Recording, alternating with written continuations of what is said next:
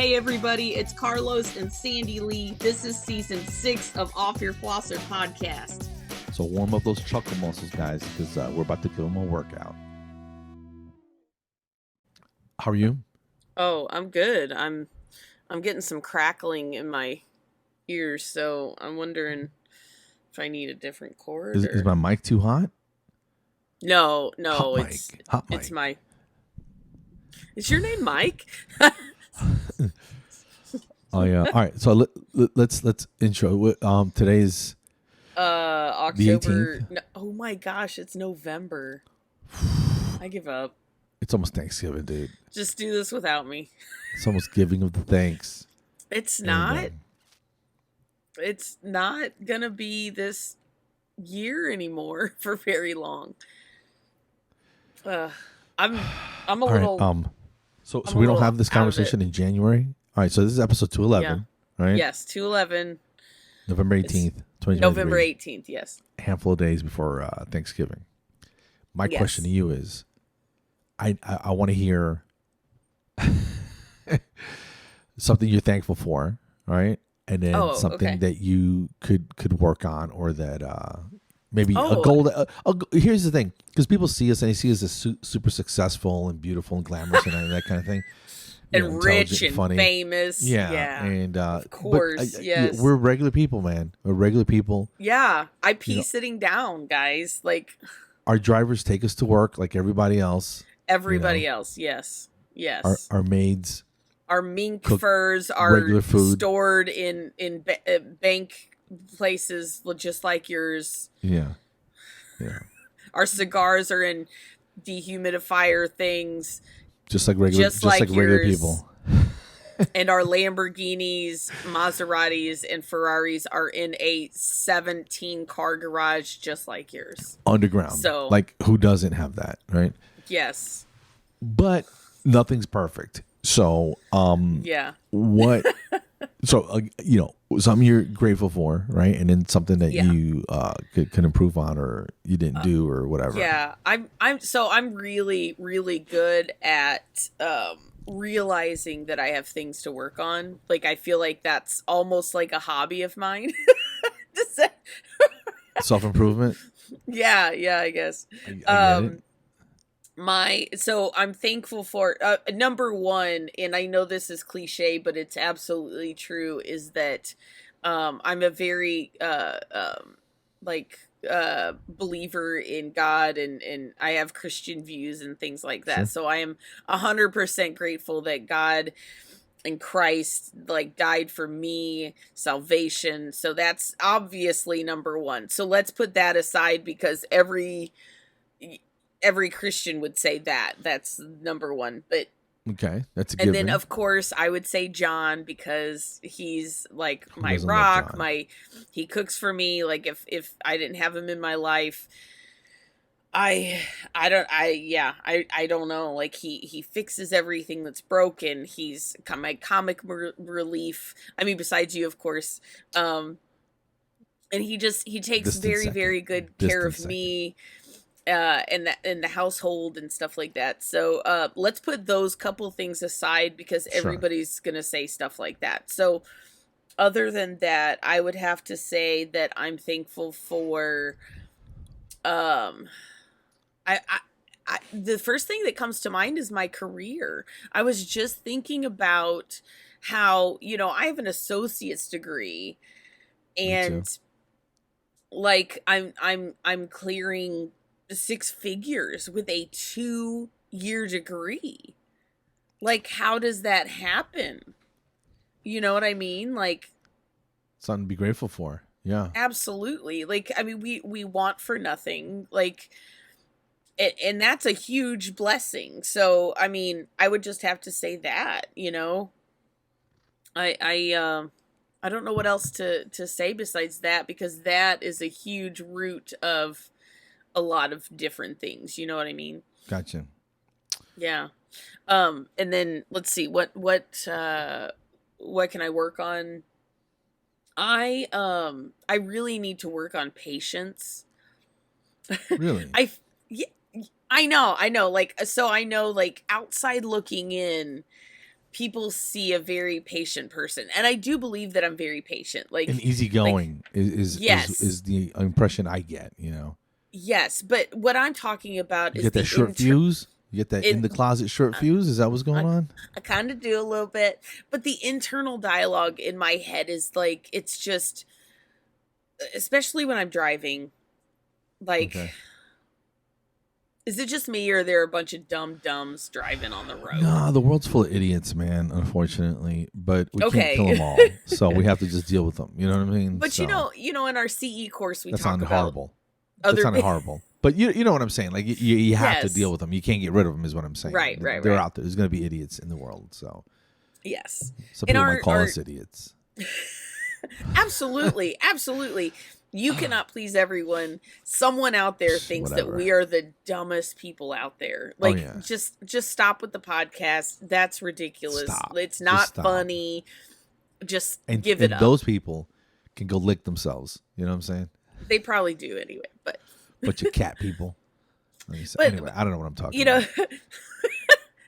I'm a cat person too. But my thing is, like, I try to change perspective, like we talk about in our CE course. Like I'm like, I have to practice what I preach, because who's to say that this person that is zipping past you at 90 isn't having some sort of crisis? Yeah. Are they? Probably not. No, but they could be, And you've been late to work before, and you're like, oh, I gotta get there, and then you might bump up your speed a little bit. So, I mean, maybe they're having that kind of day. You just never know. Dip a little bit. Did I know I talked to you about this, but I saw a guy, and it was on a clip on social media somewhere, on one of the million channels, right? Yeah.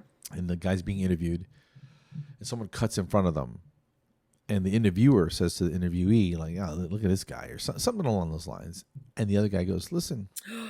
Yes. He's probably oblivious, he didn't even see what he did, He goes, never attribute to malice what could just be incompetence. You know what I'm saying? Yes. And when you look at the world through that lens, you go, hey, maybe he's just an idiot, man, and just let it go. You know what I'm saying? It wasn't an attack on me. It was just he's obsessed with his own stuff, and, he's oblivious. He doesn't have time for my shit. So, and that's just the way it goes. And, I think that would diffuse so many things that happen on a day-to-day basis. You know what I'm saying? As far as conflict at work, or, in your personal stuff, or just in the supermarket. Just don't take it personal. But on the flip side of that, maybe that person that cut them off needs to become a little more self-aware, of the surroundings and stuff like that. So yes, our reaction to him can be, oh, he didn't mean it. It was an accident. Right. But on the flip side of that, we as individuals need to be a little more aware of what we're doing to other people too. For sure. You know what I mean? And, to teach that guy a lesson, they mugged him because he didn't see it coming. Knocked him down, beat his knees. And took his wallet. And maybe next time he'll pay attention. Hey. So it's a learning moment for everyone. Win-win. It's a win-win. It's a learning moment for everyone. And they didn't mug the guy. We are solving world problems. The guy was super deep about it, and it just kind of like he'd been thinking about it, and just try to. Yeah. It boils down to that stoicism. Just don't. I try not to respond emotionally, I guess, to anything. Yeah. And that's hard. And it's hard for me to do because I'm an emotional dude. You know what I'm saying? Yeah. It's hard for me to do. And we talked about this. I feel like it's good to show emotion, to feel emotions, to let your emotions play out to a certain extent. Right. This is like, we'll just call this diving deep with OYF on episode 211. Yeah, we're scratching a few layers down today, man. Yeah. But I feel like emotions are there for a reason, and if we just, swallow them down or hide them, we're doing a disservice to ourselves. In certain contexts, like if you have been hurt by someone, it's okay to cry. It's okay to say, you really hurt me, that sort of thing. So, I mean, I get the stoicism to a certain extent. Sure. Maybe I just don't like the definition, because I don't want people to ignore their feelings. Controlling their feelings. Control their feelings. In an appropriate manner is probably my definition. Maybe not breaking down crying at work maybe not like a maniac because something's big to you happened, or you broke a pinky toenail. I mean that's a little much. I mean, I would cry. You know what I'm saying? Ouch. So my point is, I'm not saying don't have emotions. I'm just saying learn how to recognize and all right, I'm getting pissed off. Let me just walk away. Let me just try to walk this, that type of thing, and process the emotions. I'm not saying don't get mad because that's crazy. Right. You got to channel it in a healthy way, time and place type of thing. You know what I'm saying? 100%. That's all I'm saying. So, and it's what you do with those emotions that is the most important. I feel like, and I feel like if somebody's like picking at you or whatever the case may be, in this case we're using someone who's not being polite, right? And you respond, you kind of gave them control over your actions. You know what I'm saying? You're letting them control your response, and I got under the skin, that type of thing. And you're like, damn, I didn't want to do that. I didn't want to say those things. I didn't want to, lash out like that. But now I look like a lunatic. You know what I mean? So you have to control yourself. And, I can give you an example. Do you want to hear my example? Yeah. What do you got? So let's preface this by my medication that I'm on. If I miss a dose, miss 2 doses, I have a very hard time dealing with my emotions. So one morning, like we're going through our huge adjustment period when we're merging with this other company. Okay. So I came in. I'm off on Wednesdays from this job, but it seems like every Wednesday something has moved, something has changed. So I came in early. I'm, just putting stuff away, and I go to put something away and it's not there anymore. It's changed. Well, I lost my mind. I lost my mind. I was like every single time. And everybody was like, geez, calm down. Like, it's not that big of a deal. And I'm like, but it is. It's change. And that sort of thing. Like, I lost it a little bit. And then once I sat down. You hit your limit and you kind of overflowed a little bit, Yes. And it's because of I hate to say it like this because it seems like an excuse. It's not an excuse. It's a reason why I lost it. Like, normally under those circumstances, I can control my emotions. Sure. Here, time and place. But because of this medication, it's an antidepressant, but it's for my hot flashes, it's like an off-label use. So when you miss a dose or 2 doses, it really messes with you. Like, I'm a ball bag. Like, I'll cry at commercials way more than normal. Okay. Maybe I need some that of that sort of too. Thing. No, maybe. So the end result was that other people around me were very affected by that because I'm the happy-go-lucky type, and then all of a sudden I'm just like blowing my top. So I went around to everybody individually and I was like, I'm really sorry I reacted that way. And I explained my medication situation, and and ultimately things changing is a way of life. And I told them that I just need to be careful with my medication, and I need to think before I speak. That is another thing. I would love to think before I speak because sometimes I don't. A couple things to unpack there. Yes. Life is difficult because there is change. Sometimes it changes for the good. Always sometimes it's it doesn't seem good at first, and then it turns out to be. You know what I mean? Or it's a lateral change. It has no bearing on anything whatsoever. It's just different. Yeah. Like this, one thing moving to a different shelf. Who cares? Yeah, I see what you're talking about, because without going into the specifics, we have specialists that use my hygiene room that I use most of the time. It's probably their room, and then I'm just doing hygiene out of it. Yeah. But they moved the Caratron, and every Monday I got to go hunt for it and find it. And it's like, God bless, man. Just put this shit back. You know what I'm saying? It was there when you came in. Yes. You just put it back when you're done. But if I say something, I don't want to come across as some sort of lunatic. You know what I mean? So I just I get there 5 minutes early and I find it and I plug it in. It's not a big deal. So right. In the scheme of things, it's like setting up trays. It's like anything else. I need my equipment for the day. Let me just go find it. Yeah. But it does annoy me. I'm not gonna lie to you. It annoys me every week. But I just like I walk it off. Just walk it off. Oh, there was something else. There was another point that you were talking about. Oh, and when things change, like just in life, like let's say there's a breakup or whatever, right? Yeah. I'm at the point right now where I just cherish and value the time that I did get. So nothing is guaranteed. Meaning, I'll give you an example. The grandbabies, right?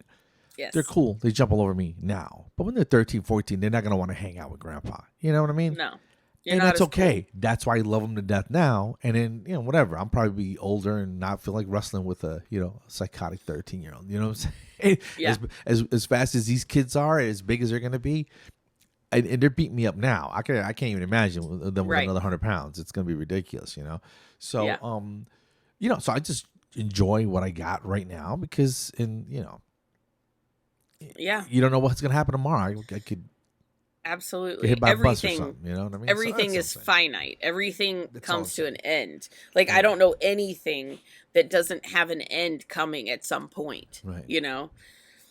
It's kind of sad when you think about it because everything will end. All the money you make, all the shit you have, you can't take it with you. So it's sort of like, what are we doing? Are we just collecting shit? You know what I'm saying? And yeah. So like, there's a TikTok. I'm not trying to be a downer. I'm just saying. I'm not saying don't have nice things. That's not what I'm saying. Or work hard. Right, if you like buying those things, enjoy them.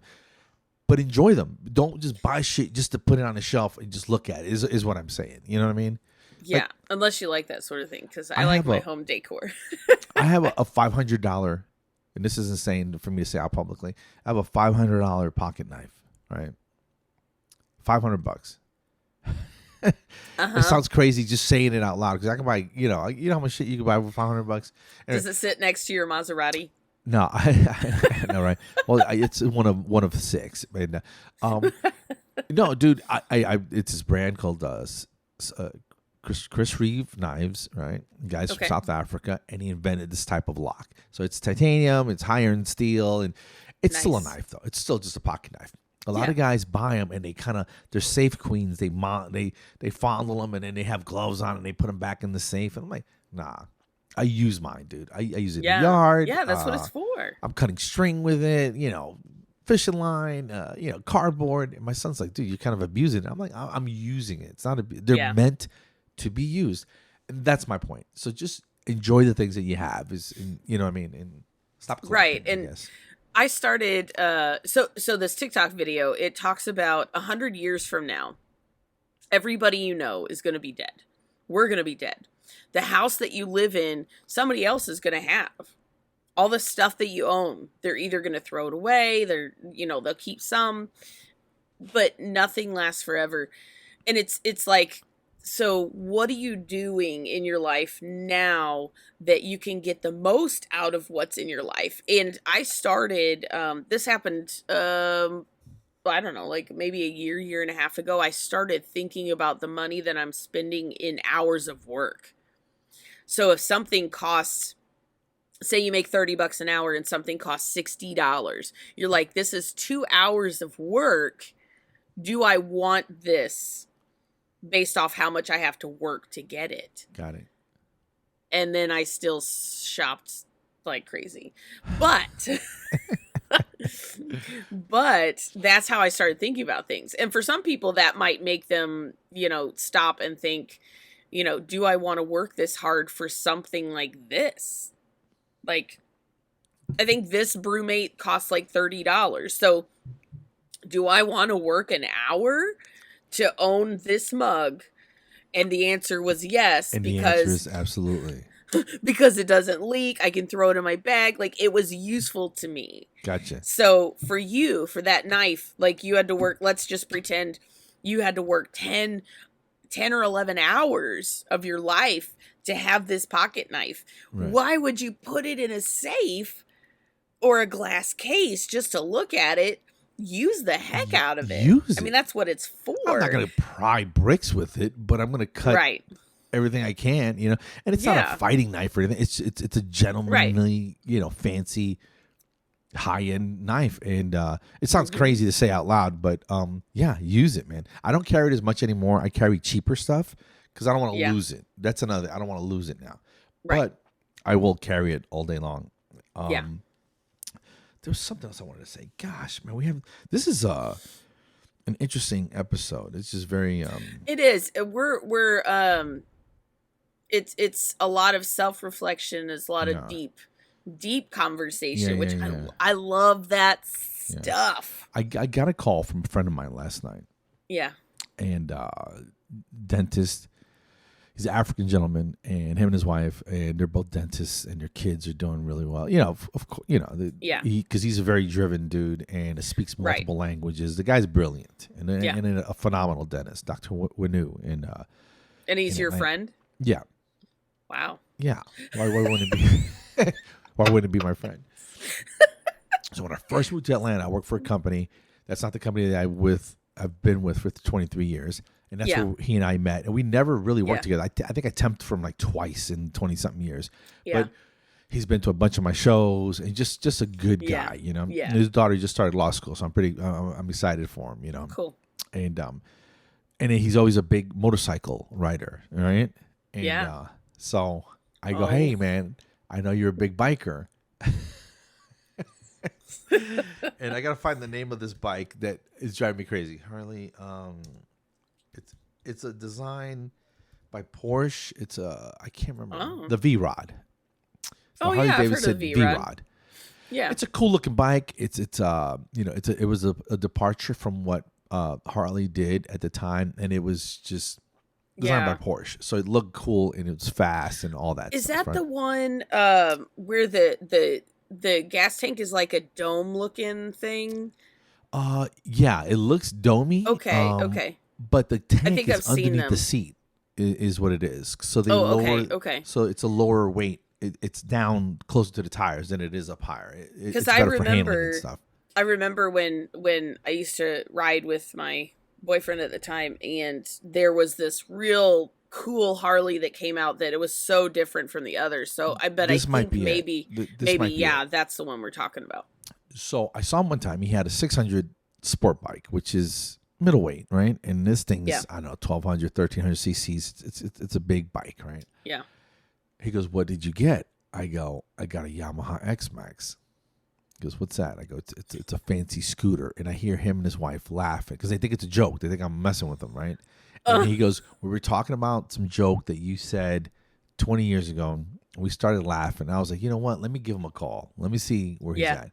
So we get to chatting, and we caught up a little bit. So I'm doing my new scooter material, and I had him and his wife laughing on the other end, and I'm like, all right, great, because I'm using it on Monday on a live show Monday night after work. Yeah. And he's like, "Man, we got to come see you, dude." He goes, "That's just absolutely ridiculous." And I go, "X-Max." My wife goes, "More like Xanax." I'm like, "Shut up, man. You know, just being a hater, dude. You know." So all this is fake, but it just makes me laugh. I go, "But I drive it like a Porsche, man. You know, the sign will say slow down for this next turn to 30 miles an hour." And I go, "Not me, dude. I'll hit it like at 36. And all I heard was him, like, you know, he's like wheezing, laughing, right? I'm like, who's got time for laws? Am I right? I'm a biker now. I mean, even the cops don't bother pulling me over. I could be doing 60 and a 45, and they're like, let him go. Life's been hard for him already. They see me speeding, dude. It's not even a crime. I'm chasing a dream, and he just lost. And I'm like, that's hilarious, man. Or running from reality. Either way, they leave me alone because they don't want this smoke, son. I'm doing all these bits, and I don't know, man. It's just funny. So that is So I'm grateful for just to be alive and have experiences, because that's something that you can't. Like I look at my parents, and I'm a little annoyed with them. I love them to death, but I'm a little annoyed with them. And I think we can all say that if we're all going to be 100% honest, you know. Yeah. Parents aren't perfect. They did the best they can, or maybe they didn't, or maybe they made you sell crack. I don't know. I'm just saying everybody's got their things with their parents, right? Yeah. My parents are kind of homebodies, and I'm like, "Ma, you got great grandkids. Come down to Atlanta for a week. we have a room, a separate bathroom. No one's gonna bother you. You can hang out. You can do whatever you want. You know what I mean? Borrow one of the cars, whatever you want to do.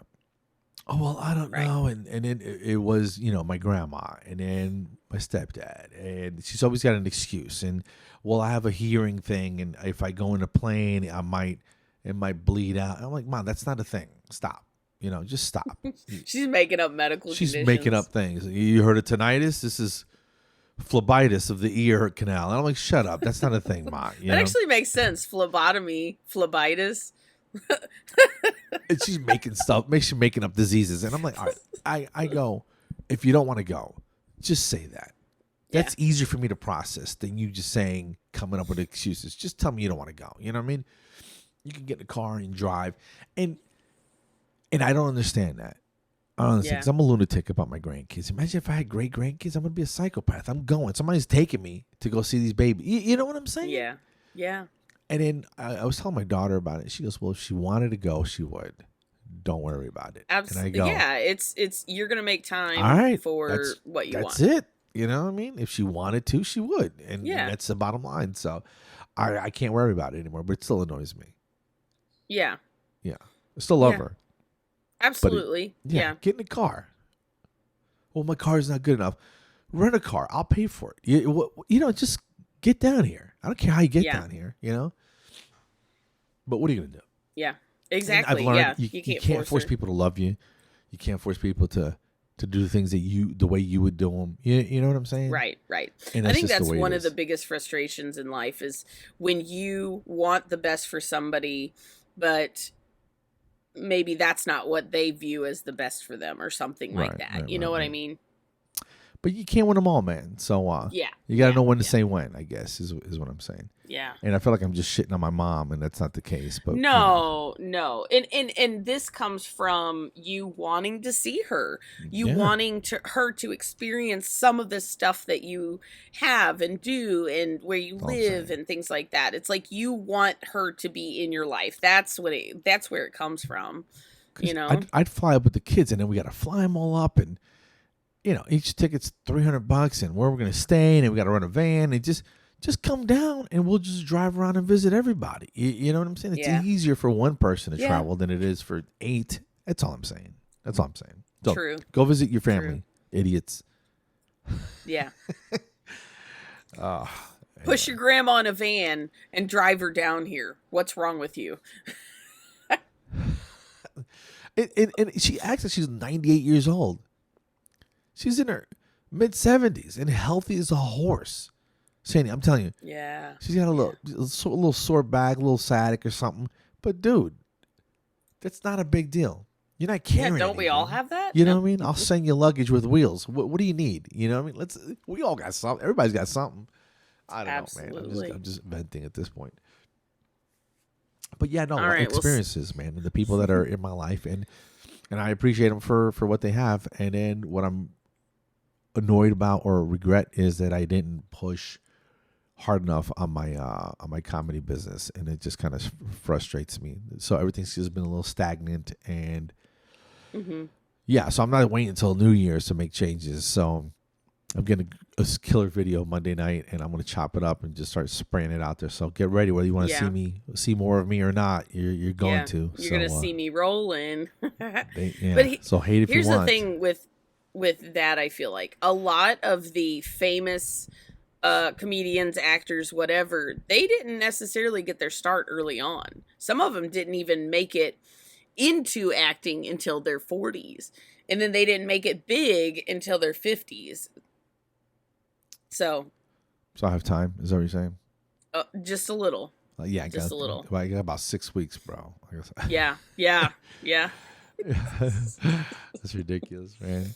I don't know. And here's the thing. What I can live with not making it, quote unquote, right? Whatever that means. That means. If I make a little bit more than what I make now, I won. I beat the system. I'm out of the matrix. You know what I mean? Yeah. The matrix. Yeah. Yeah. So, but what I can't live with is not trying. and that's what pisses me off about me. Right. You know what I mean? That's what I can't live with. I can't allow that. You know, so. It's you and me both, and that's the thing. Like, we can't live with regrets because you can't do anything about it. You know, looking back, like, just move forward. If I had done things differently, let's pretend I did everything that I like. Looking back, I wish I had done. I wish I had done better in high school and become a brain or heart surgeon. Scratch that. If that didn't happen, then I had a couple of different trainers that wanted to take me to the Olympics for martial arts. I would have done that. And then maybe I'd be married to, I don't know, some famous person. You know, I mean, but the thing is, though, if you like your life now. Yeah. It turned out the way it was supposed to. Yeah, you think about the butterfly effect or whatever in that movie where they go back and they change one little thing, and it changed, like, it veered off course completely of the way life was at that point. I think there was a movie with Nicolas Cage, and I can't remember who the female lead was in it, but I think he did like a, you know, My Life or Family Man or something like that. It's called The Family Man. Yeah. What if I went to, you know, and I chased my business dreams instead of having the family, and it was one of those, you know, and then you wind up regretting it, and then you wake up at home, you know, that type of thing. Like, yes. Christmas Story. The movie with Adam Sandler with the remote. What was that? Was it? Click.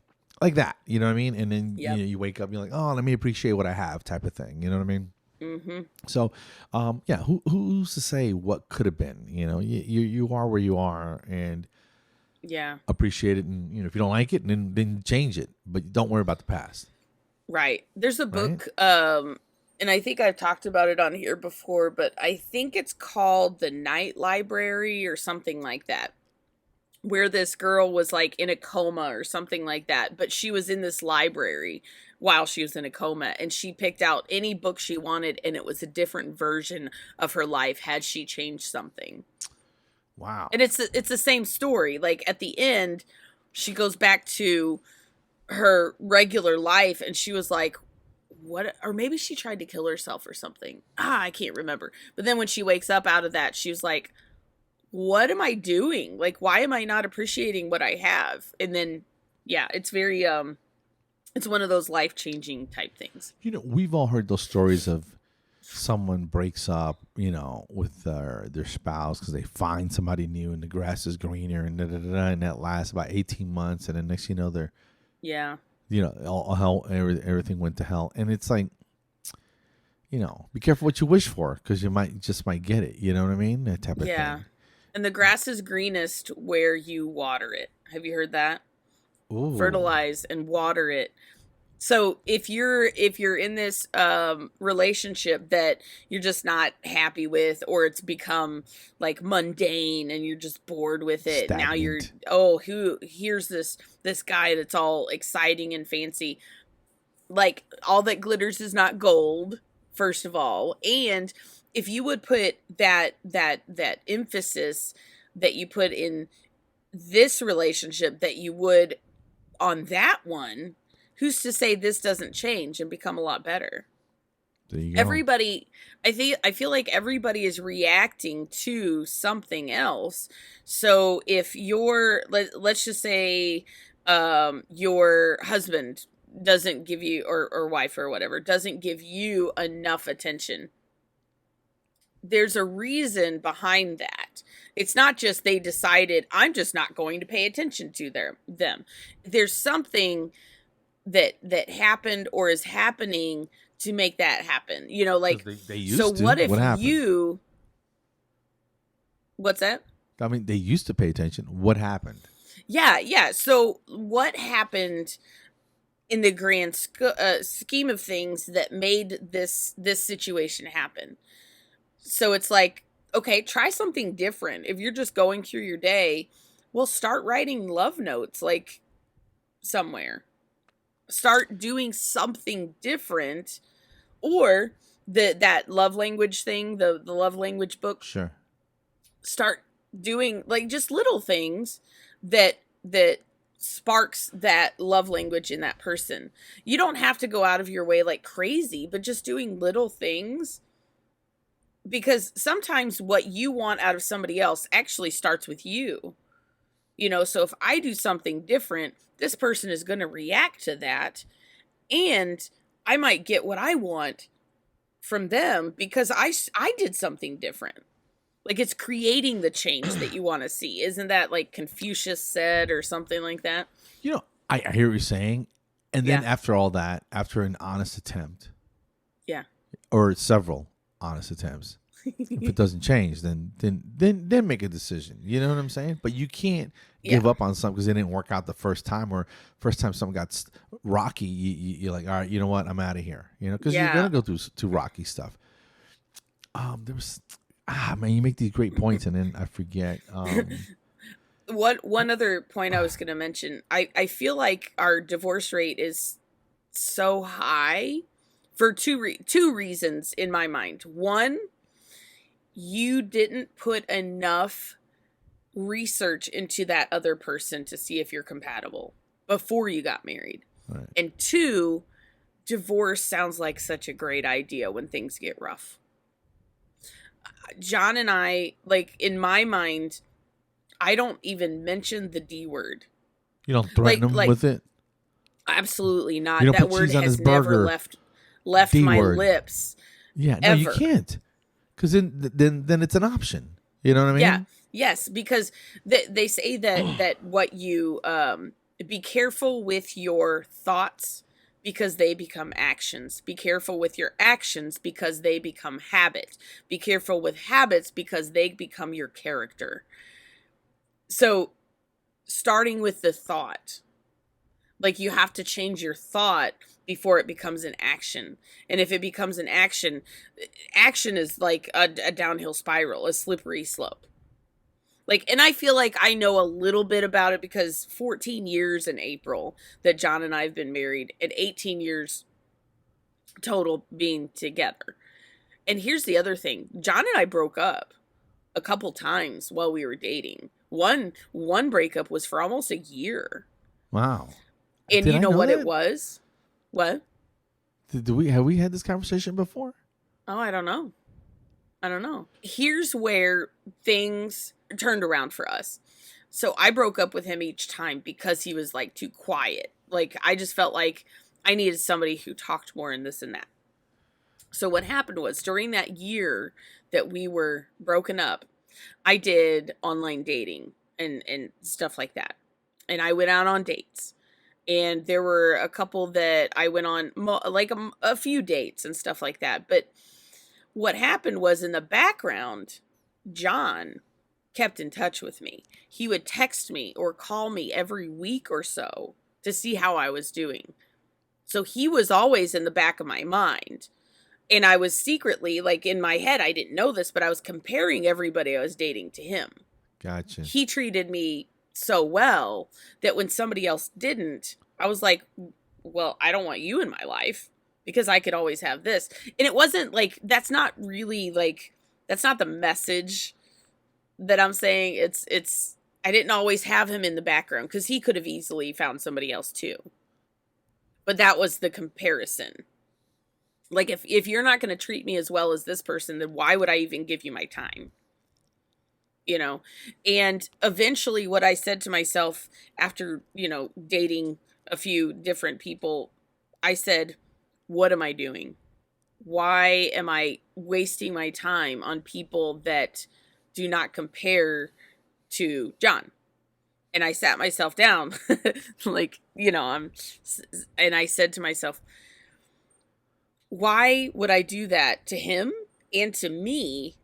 So I made a decision right then and there. I said, if I call him and say, hey, let's get back together, then I'm done. Like, we're getting married, we're having kids, like, this is it. Yeah, you're full on, you're committed. Yes. What is it?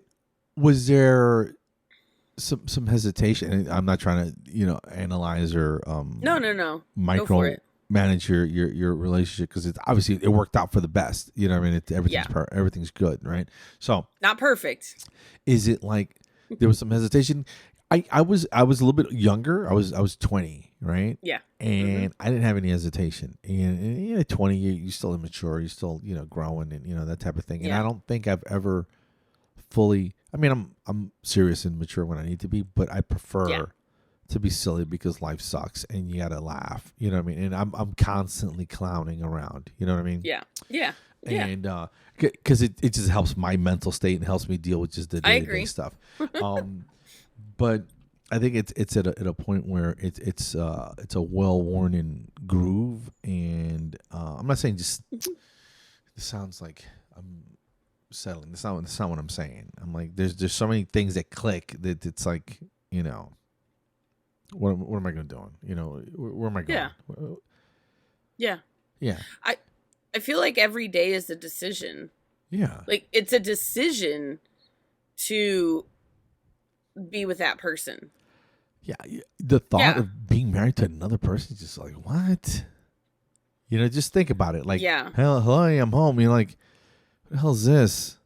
Yeah. Who's Nancy? You know what I'm saying? Who are you? Right. What are we doing here? Because I don't know, it's been, the one way for so long. So it's sort of just like, it's part of your, I don't want to say part of your identity, but yeah, it is, because that's who you are. You know what I mean? So it would have to be something extreme.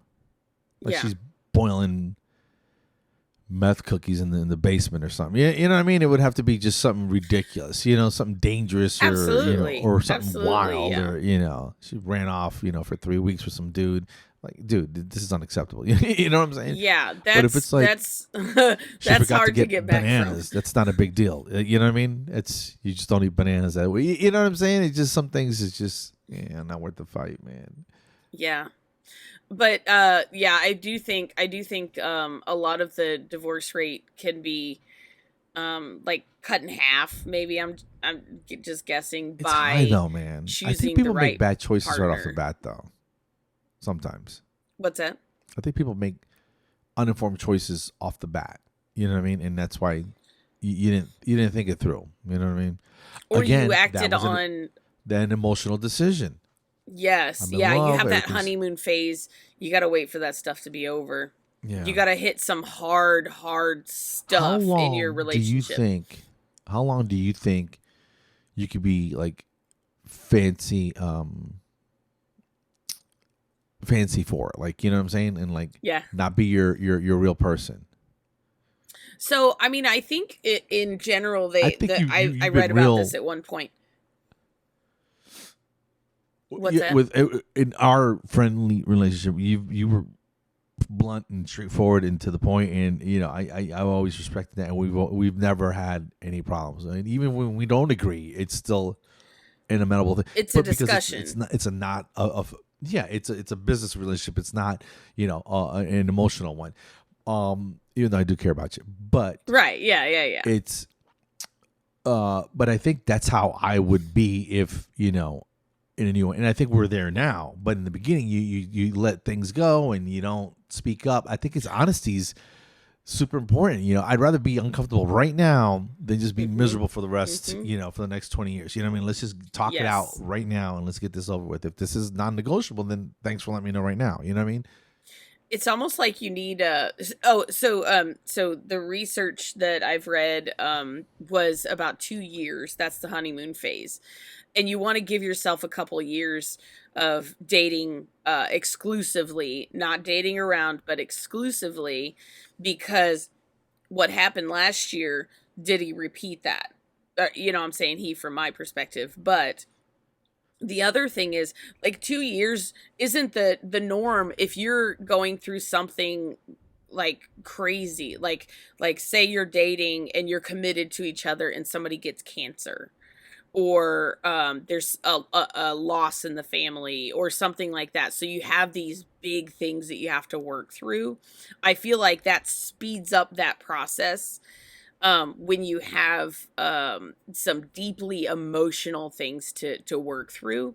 So the honeymoon phase goes away probably a little quicker. But in those situations where you're dealing with something really hard, if you come through that, on the other side, you've developed a deeper relationship than what you were before. Had you never had those deep experiences, then yeah, 2 years I would say would be about when, you know, the stuff starts to happen. That isn't the honeymoon stuff. And then at that point, like, it's almost like you need a questionnaire, and you need to be extremely honest with that questionnaire. Right. Like, what are your political views? What is your religious view? What do you think if this were to happen, what would you say? You know, just things like that. Like corporal punishment for kids. I mean, where do you stand, you know? Yeah. Like if those in-laws, like, whatever, the whole shebang, right? Yeah, if you that's have too much information. Really strong views, you better get them in the beginning before you start to develop deeper feelings, because what's going to happen is you're going to work off of those feelings and not off of reality. Because the reality of it is, if you don't match up on these really important things, it's going to be a problem later on.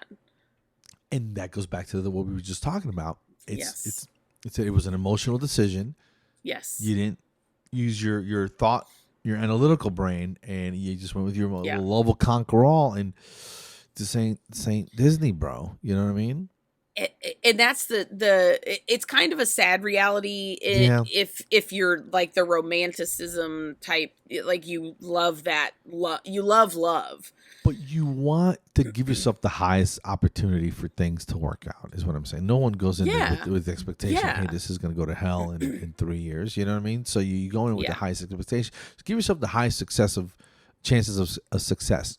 It's like with a comedy show. This is a stupid analogy, but if they go, listen, we want you to do a comedy show, we want you to do 15 minutes here and then do another 40 minutes there. No, that's not going to work. We're doing it all here. We're turning off the lights. We're turning off and you control everything that you can't control. And if you can't, then it's best to not do it.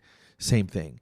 If you're a 6 a.m. person and you're out there running around and he doesn't go to bed till 6 a.m., that's going to be a problem. You know what I mean? That's going to be a problem. So I tell young guys, I've never been a young lady, I've never been a woman, don't want to be, not going to be, but I have been a young man. So I tell my son, his buddies, I say, listen, you're young. No reason to complicate your life right now with the responsibilities of a marriage, because it's serious business, right? Because kids and business and bills and all kinds of shit, right? Right. Work on yourself. Get yourself going in the direction that you want to build motorcycles, then be that guy. And then meet a lady who rides, who's a mechanic, who owns a motorcycle shop, whatever. You know what I'm saying? That in line with your thoughts, whatever. You want to be a dentist? Fine. You might meet a hygienist. All I'm saying, don't start I don't want to say, don't meet someone and then try to build something, and try to fit them into your life. Have your life and they have a similar type of life. Am I crazy, or does this make sense? I feel like I see what you're saying. Like here's what I'm saying. Like, let's say John was a diesel mechanic, right? Yeah.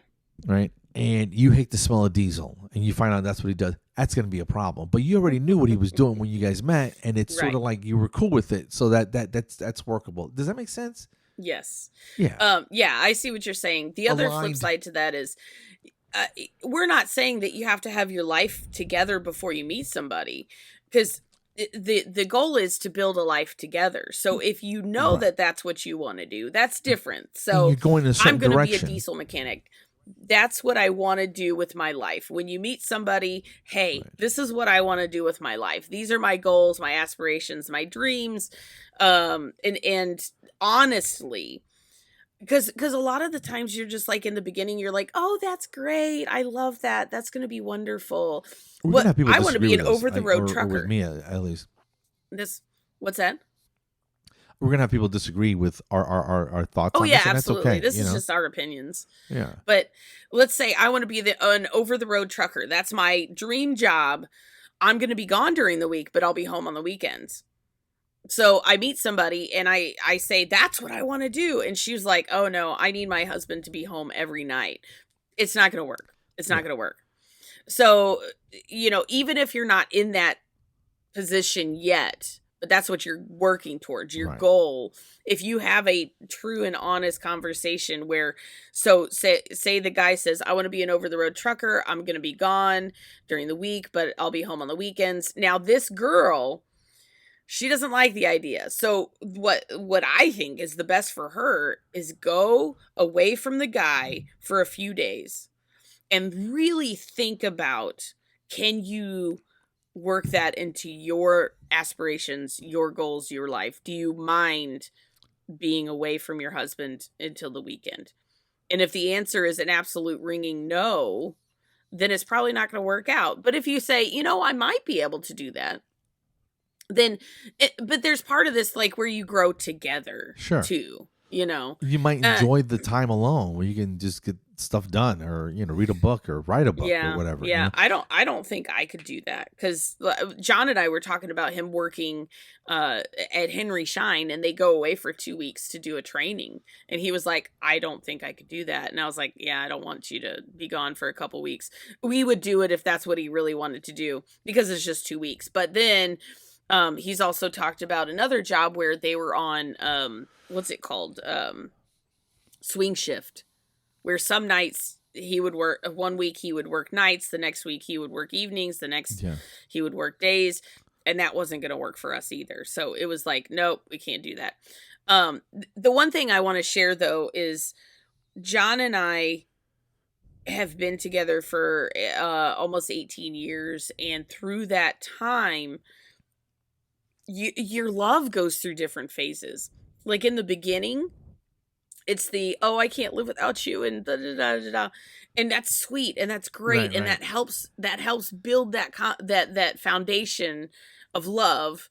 However, the love that we have now versus then is absolutely different. It's absolutely deeper and to the core than what it was when we met in the beginning. For the first, I would say, when we got married, for the first couple years of marriage, this is way different. It's like, I mean, the word that comes to mind is unbreakable. Like, it's just so deep that, like, it's just way different. I don't know how to explain That's it good. that much. Some people don't find that. You know what I mean? We don't say, like, we say I love you every single day when we leave and get off the phone and stuff like that. But it's not like, I don't know. It's just way different. It's I don't know. It's comfortable. I don't know. It's very comfortable. Yeah, it's very comfortable. And now, like, I know that nothing I do, say, you know, being stupid, like, you know, if I haven't showered for 3 weeks or whatever, that's not gonna, he's not gonna run off. I mean, should he? Yeah, probably. He's gonna be happy about it, but he's going nowhere. But we've also gone through a ton of stuff within the 14 years. You know, I mean, I think we've gone through our share of a lifetime, but, you know, we are not in charge of that. You had that when you guys were building the house. I remember you recording from the front seat of that stupid camper RV thing. Yeah, and I mean, that's fun. That's you probably have to miss that a little bit. There's gonna be some of that you miss, you know. It was fun. Like, there were a couple times, like with the water heater wouldn't work right, and we didn't have, like, I took a couple cold showers because of that. But and then one time it was like 2 a.m. and there was a huge storm, and the tarp thing was out, and we were like, John was like, hey, we have got to put this in, otherwise it might flip the RV, because it was that bad. It was that big of a storm. Wow. So we're out at 2 a.m. pouring down rain, trying to, like, roll this awning up so we don't flip over, because, I mean, the RV was shaking. It was rocking, and it wasn't you guys. Yeah, it was Mother Nature. But it was like, it was an adventure. It really was. And yeah, those are, like, awesome memories, really. Anyway. Good stuff, my goodness, man. We're going on an hour, buddy. We just get to talking. No, I think we over what is it? What's the word I'm looking for? Out something you're welcome. What is that? Out war? What? When people say when you go beyond when you're you've outworn your welcome. Outworn your welcome. Is that what it is? You wear out your welcome. I guess. I don't know. Yeah. So yeah, we're way past that. We're wearing it out, man. Yeah. So anyway, just be grateful for the shit that you do have, and stop. And if you want something else, then go for it. But appreciate what you do have, because it can always get worse. It can always get worse. You know what I mean? Yeah. You could have some horrible disease or something, and just be careful. Enjoy your lives. This has been a very enlightening and deep OYF episode. Inadvertently, because we didn't plan out on that. We were just talking about Thanksgiving. No. Yeah. Well, that's what we do here at OYF. We just make things out of thin air. We are well-rounded individuals here, buddy. Please have a great one. Eat a bunch of turkey and ham, or don't, or whatever. If you're vegetarian, just eat your sides and be weird. But we had our Thanksgiving lunch thing at the office the other day. Oh, nice. And it was just nice. It was just nice for us to just sit around and just talk. And we ate, I ate way too much, but had to skip dinner after that because it was healthy. But thanks to those guys, and love you guys for listening. If you're still here, thank you so much. Appreciate it. We're thankful for you. Take care, and all right. Yeah. Go floss Episode yourselves. 211. Happy Thanksgiving, people. Happy Thanksgiving. Bye-bye. And don't forget to floss yourself after all that turkey.